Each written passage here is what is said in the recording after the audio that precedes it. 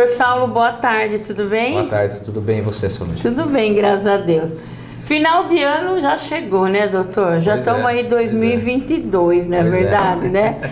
E nós sabemos que todo final de ano é formatura, também o ano todo casamento, né? E eu escuto muito falar sobre... vai ter um acréscimo de 20% porque o casamento tinha que ter acontecido, não teve formatura em 2020. E como que ficou isso juridicamente? Olha, a gente sabe que o setor, né, de eventos foi o setor mais afetado, né? Houve uma restrição maior nesse setor.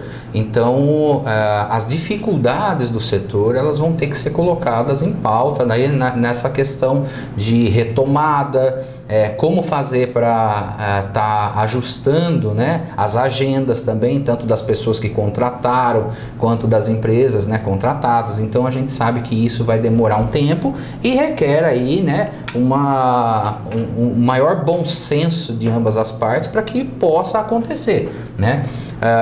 O setor ele vem tendo algumas transformações por conta dessa retomada, né? A questão de custos é óbvio, né, que a gente teve aí um acréscimo, mas muitas empresas trabalham já com essa agenda de forma antecipada, né? Então tiveram que estar renegociando com seus fornecedores, né? Então a gente sabe de todas essas situações, porém nós sabemos também, né, empresas que tiveram eventos cancelados, por exemplo, no ano de 2020, começo de 2021, as pessoas que contrataram, elas podem não querer mais aquele evento porque já passou, né? A formatura de 2020, né? Os formandos podem falar, já passou mesmo, já perdeu a graça, né? Para que manter um evento desse? Então vamos sentar, né, com a empresa de formatura, vamos rescindir, a mesma coisa casamento. Às vezes a pessoa só casou no civil e viu que, né, a questão aí da convivência, né, da nova rotina aí de casado,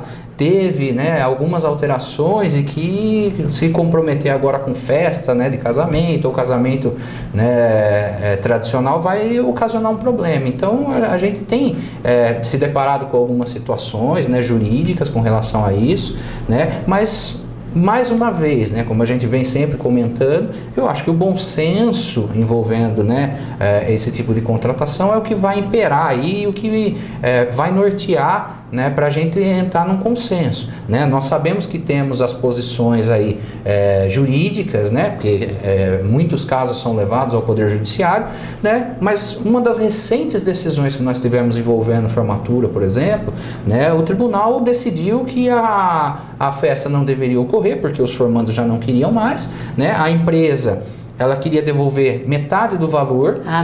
Metade do valor, né? Só que achou-se aí um meio termo que foi 80%, tá? Então, nessa situação específica, os 80%, para que a empresa não sofresse com os custos operacionais que ela teve, então o tribunal achou que 20% do valor contratado era suficiente para cobrir esses custos, né? Claro que aí vai de caso a caso, né? Questão de provas, né? E tal, comprometimento financeiro, enfim.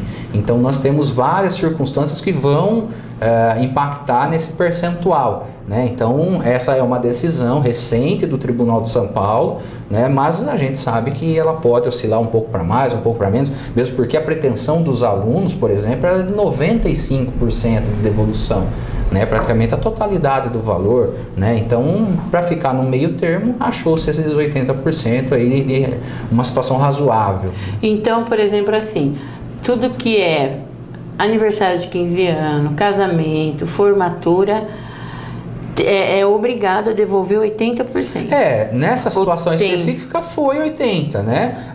Mas a questão do percentual ele vai ser, por exemplo, analisado de acordo com provas, né? Vamos supor que a empresa que presta aquele serviço, ela trabalha... fala assim, eu vou devolver só 60%. Não, ela tem que devolver 80%. Não, na verdade vai ser um ajuste entre as partes. Tá? O Poder Judiciário se posicionou nesse caso específico dessa forma, né? Nada impede que uma outra decisão judicial contemple 60%. Tá? Então, assim, não se cria uma vinculação na decisão. A gente usa ela como parâmetro, né? Mas a gente não pode vincular as demais situações nessa decisão de 80%, né? Porque a empresa pode ter um custo maior do que a outra.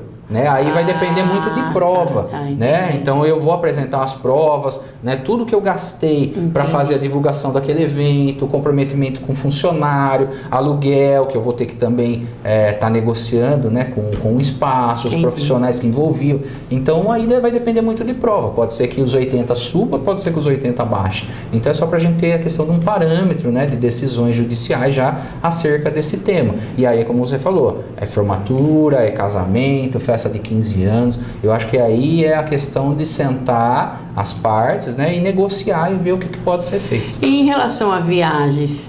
Viagens é a mesma coisa, né? A gente sempre fala assim, criou-se dentro desse mercado de eventos, né? E aí nós trazemos a questão das viagens também, né? Os passeios, a possibilidade da agência, né, disponibilizar uma nova data. Né? Então eu disponibilizo uma nova data e tento negociar a questão de custo, né? Porque a gente sabe que agora tudo subiu, né? Vou manter ou não aquele preço, vai ter um acréscimo, a pessoa vai poder viajar nessa nova data ou não. Então esses fatores todos vão influenciar na rescisão da viagem também ou na manutenção dela numa outra data. Eu já vi, né, amigas minhas que tinham viagem. E a agência falava, ou você aceita essa data, ou eu vou te devolver tantos %. Né? Aí a questão vai ser também, né? Tem que ter aquele equilíbrio, né? Vai ter que ter um equilíbrio. A pessoa que comprou a viagem também tem que ceder alguma coisa, exatamente. né? Né? Porque assim, a gente fala que acordo, né? Todas as partes precisam ceder um pouco, senão não é acordo, né? E que seja bom para ambas as partes também. Eu não vou perder tudo, vou perder um pouco, o outro também não está deixando, né, de fazer uma concessão para mim, né? Abrir mão de algumas coisas. Então, eu acho que tudo isso cabe, né, essa questão do bom senso entre as partes e para evitar também uma demanda judicial, né, que pode demorar um tempo, pode não ser bom para nenhuma das partes. Eu falei, então assim, rápido, né, vamos ser mais rápidos, mais eficientes e coerentes com a realidade. Né? Então a gente tem sido procurado também por esse tipo de profissional e de consumidor, então a gente tenta fazer o máximo possível dessa composição para ficar bom para todo mundo. Agora final de ano também, várias pessoas precisando às vezes dessa devolução, assim como a empresa também precisa para honrar seus compromissos, né? Então a gente tenta fazer essa equação aí para funcionar melhor. Então, para terminar, doutor, as pessoas que se sentem aí que não está de acordo, procuram um profissional, claro, né, um advogado. Eu acho que procurar a orientação, ela é sempre necessária. Tá? Então a gente costuma dizer assim, procure se informar. Né? A gente fala que a informação ela deve permanecer, né? Ela é constante e ela modifica sempre, então busque informação. Né? Então, às vezes a pessoa acha que ela está sendo lesada, né? E não necessariamente esteja sendo lesada, mas a gente sabe que vai ter que ter essa dosimetria aí, né, das situações para poder ajustar os dois lados. Né? Você não pode só pensar no seu lado. Né? Você tem que pensar também na outra parte, né? Porque às vezes uma decisão judicial, como a gente fala, né, pode ocasionar até mesmo a falência, né, a paralisação daquela atividade, o que também não é viável. Né? Quanto mais a gente pensar em fechamento de empresas, a diminuição de emprego, né? Consequentemente diminuição de arrecadação tributária, então envolve N fatores, uma pequena empresa. Né? Então a gente tem que analisar essas duas situações, sim. Obrigada, doutor. Semana que vem tem mais dica Momento Empresarial.